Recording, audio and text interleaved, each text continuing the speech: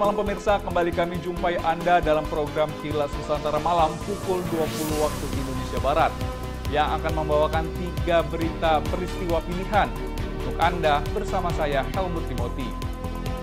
Pemirsa, Presiden Republik Indonesia Joko Widodo akan mengalokasikan dana operasional desa menjadi 4-5% dari total anggaran yang ada pada setiap desa guna mendorong kinerja kepala desa dan perangkatnya untuk mewujudkan program pembangunan di daerah.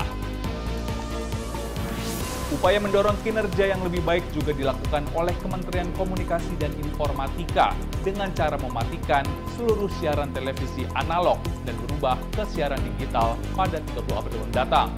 Selain itu, upaya tersebut dinilai dapat membuat pekerja media lebih kreatif dan inovatif.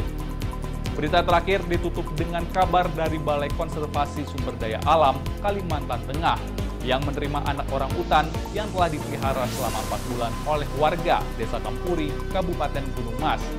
Saat ini anak orang utan tersebut dalam keadaan sehat dan akan dilakukan observasi dan pemeriksaan lebih lanjut. Simak informasi selengkapnya berikut ini. Pemerintah telah menyalurkan sebesar Rp468 triliun dana desa sejak 2015 hingga 2022. Anggaran tersebut menjadi yang tertinggi sepanjang sejarah berdirinya Negara Kesatuan Republik Indonesia NKRI. Presiden Joko Widodo dalam sambutannya pada acara pembukaan Silaturahmi Nasional Asosiasi Pemerintah Desa Seluruh Indonesia (APDESI) pada Selasa 29 Maret di Jakarta mengingatkan agar besarnya dana desa tersebut dapat dikelola secara hati-hati. Jokowi menyebut 3% dari total dana yang disalurkan pada setiap desa dialokasikan sebagai dana operasional atau penunjang bagi kepala desa dan jajaran perangkatnya menjalankan kegiatan operasional dalam mewujudkan program pembangunan di daerah. Di tahun yang akan datang, alokasi tersebut direncanakan meningkat menjadi 4 hingga 5%. Saya menyadari betul kerja keras Bapak Ibu sekalian karena hasilnya tadi sudah disampaikan oleh Pak Mendagri, Pak Tito, jadi jalan desa berapa, jadi embung berapa, jadi irigasi berapa, jadi jembatan berapa. Semuanya jelas, konkret, fisik ada. Ini akan menjadi penopang pertumbuhan ekonomi di desa maupun nanti diagregatkan menjadi pertumbuhan ekonomi nasional. Jokowi berharap dengan bertambahnya alokasi anggaran operasional, maka semakin meningkat pula kinerja para perangkat desa untuk membangun wilayah yang berdampak pada kesejahteraan masyarakat. Di dalam melakukan pembangunan infrastruktur desa, Presiden menekankan agar pembelian bahan material dapat dilakukan di desa itu sendiri atau paling jauh di tingkat kecamatan. Hal itu jelas Jokowi guna memutar roda perekonomian dari dana desa yang ada. Tim Kantor Berita Antara mewartakan. Migrasi siaran televisi dari analog ke siaran digital menjadi tantangan baru bagi pekerja media. Seiring berubahnya zaman dan semakin berkembangnya media digital, para pekerja media harus bisa menciptakan ide kreatif dan inovasi agar tidak ditinggalkan oleh penontonnya.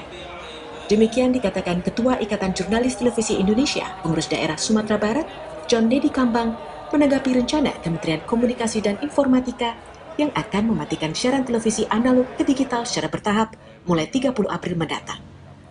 Menurut John Nedi Kambang, migrasi siaran dari analog ke digital merupakan lompatan besar bagi dunia penyiaran karena setiap orang bisa memiliki kanal digital tersendiri. Nah, namun tantangannya adalah khusus bagi pekerja media, ini akan menjadi sebuah lompatan besar karena semua orang punya bisa memiliki kanal digital sendiri di banyak platform. Nah, ini tentu tantangan bagaimana kemudian pekerja media bisa menghasilkan karya-karya yang lebih baik sehingga tidak para penonton tidak berpindah dari konten yang dari produksi siaran yang kita buat. Salah satu media televisi lokal di Sumatera Barat yakni Padang TV menyambut baik adanya migrasi siaran dari analog ke digital.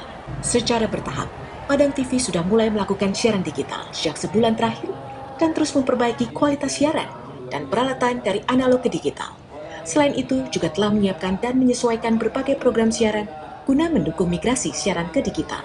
Ya, sejauh ini kita sudah melakukan persiapan baik itu secara teknis dan maupun secara kru kita, dan seperti kita sudah launching kemarin di peringatan HUT kita ada di channel 5 di channel digital, dan sekarang kita juga sedang mempersiapkan konten-konten program juga, karena dengan era digital ini tentunya kita menyesuaikan program-program yang cocok buat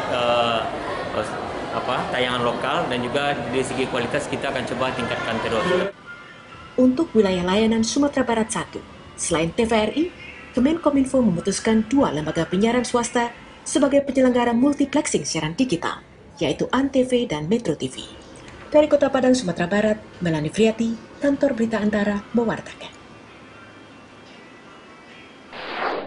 Oh, jantan ya. Jantan.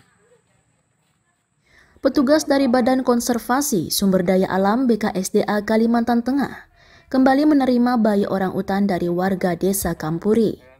Bayi orangutan berjenis kelamin laki-laki bernama Kinen, usia diperkirakan 2 tahun, telah dipelihara selama 4 bulan oleh seorang ibu rumah tangga, warga desa Kampuri, Kecamatan Manuhing Raya, Kabupaten Gunung Mas.